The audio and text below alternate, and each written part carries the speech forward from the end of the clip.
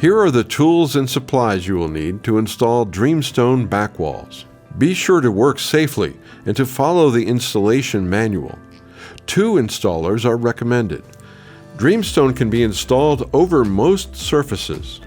Use 2 people to remove the panels from the box and inspect them prior to installation. Check that the base is level across the sides and the threshold and that the walls are plumb.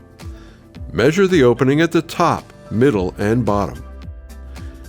Transfer the measurements to the back panel and cut it with a circular saw. Apply tape to the panel to prevent chipping while cutting. Dry fit the panel in the rear of the opening. Clean the entire panel with denatured alcohol for better adherence. Apply silicone according to the installation manual. A circular cup pattern helps create a suction effect. Install the back panel and press the entire surface firmly against the wall.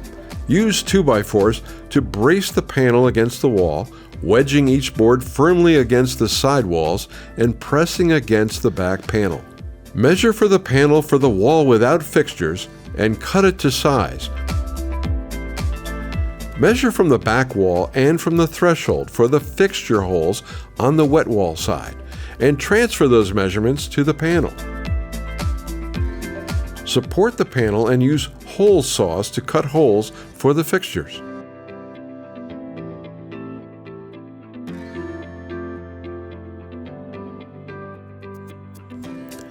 Apply circles of silicone to the back side of the panel, keeping in mind that the cut edge goes inside the shower.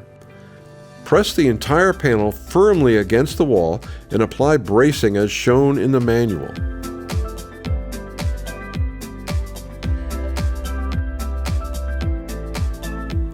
Optional corner molding can be installed with silicone if needed to cover any corner imperfections. Use 100% silicone sealant and allow 24 hours for the silicone to cure.